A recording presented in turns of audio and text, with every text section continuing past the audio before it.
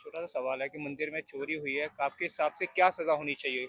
मेरे ख्याल से इस्तीफा जो दिया है वो तो वो तो एनफ नहीं है। मंदिर का पैसा गायब हुआ है। आप पर्यटक हैं, बाहर से आए जी हैं? हाँ, मैं बाहर से आया हूँ। कहाँ से आए मैं जम्मू से आया हूँ। हैं? जम्मू से आए जी। हैं। और आस्था पे काफ़ी असर पड़ा, मैंने देखा आज तो इतनी भीड़ भी नहीं है यहाँ पर। जी। बहुत कम भीड़ है। मैं तो यही लोगों से बोलूँगा कि आप आइए। आस्था, हमारा जो रिश्ता है भगवान राम से, वो भगवान राम से है, ना कि किसी कमेटी या मंदिर के साथ है। और कमेटी जहाँ तक है, उसको एक उचित कार्रवाई करनी चाहिए। जो भी इन्वेस्टिगेटिंग एजेंसी एसआईटी बैठती है या सीबीआई करती है, उसको एक प्रॉपर इन्वेस्टिगेशन होनी चाहिए और लोगों को उस इन्वेस्टिगेशन पे ट्रस्ट होना चाहिए कि वो लोग पनिश हों, उनको एक सज़ा मिलनी चाहिए। ये ऐसा नहीं है कि लोगों के साथ खिलवाड़ किया जाए, क्योंकि मंदिर से हमें तो ये बोला जाता है ना कि मतलब अगर आप खराब काम करोगे तो ईश्वर आपको सजा देगा, लेकिन इन लोगों को सजा कौन देगा? कब होगी वो सजा? सजा तो होनी चाहिए। इस्तीफा देना इज नॉट एनफ। इन लोगों को पनिश किया जाना चाहिए, लेकिन गलत आदमी को भी पनिश ना किया जाए। कहीं ऐसा ना हो कि गलत आदमी पनिश हो जाए। सही जो परतें हैं वो सारी खुल के सामने आनी चाहिए। और जहाँ तक ट्रस्ट की बात है, जैसे वैष्णो देवी का ट्रस्ट बना हुआ है, ऐसा ट्रस्ट यहाँ बने। ट्रस्ट बने और उसकी ट्रांसपेरेंसी रहे। अगर यहाँ मैंने सुना कि जो सीसीटीवी कैमरा थे उनकी रिकॉर्डिंग ही गायब हो गई है, ये तो बहुत बड़ी बात है। मतलब ये तो कॉन्स्पिरेसी नहीं है, ये एक सोची समझी साजिश है चोरी करने की।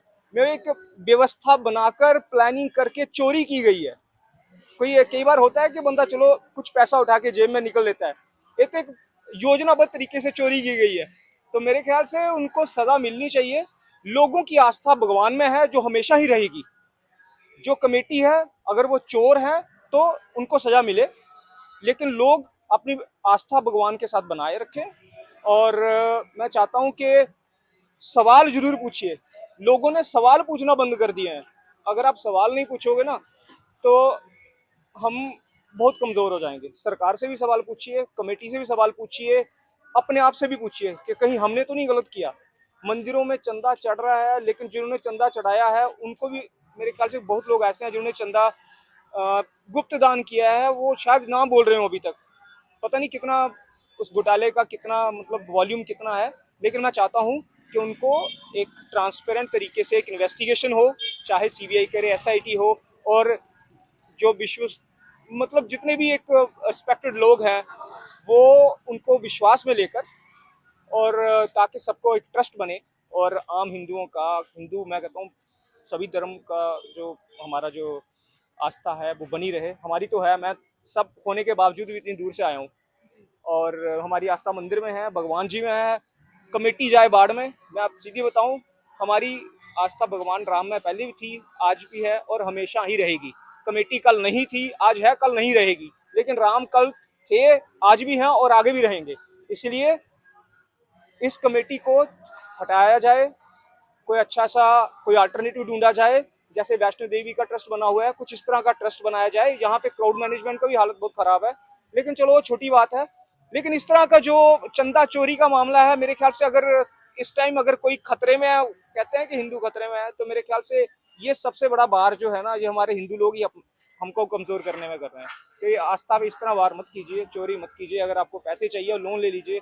मेरे ख्याल से ट्रस्ट किसी को भी लोन दे देगा अगर घर बनाना होता है किसी को। मैंने सुना कोई ड्राइवर था, उसके घर से पता नहीं करोड़ों रुपए मिले हैं, लाखों रुपए मिले हैं, इतना बड़ा बंगला बनाया उसने।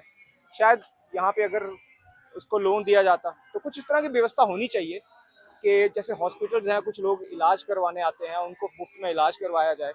वैष्णो देवी ट्रस्ट एक बहुत अच्छा ट्रस्ट है, तो उन्होंने एक अच्छी एग्जाम्पल सेट की हुई है। हो सकता है कोई और मॉडल लेकर आए, लेकिन मैं ये सिर्फ इतना सा कहना चाहता हूँ कि हमारी आस्था, हिंदुओं की आस्था भगवान श्री राम में थी, है और हमेशा रहेगी। बहुत अच्छी बात है।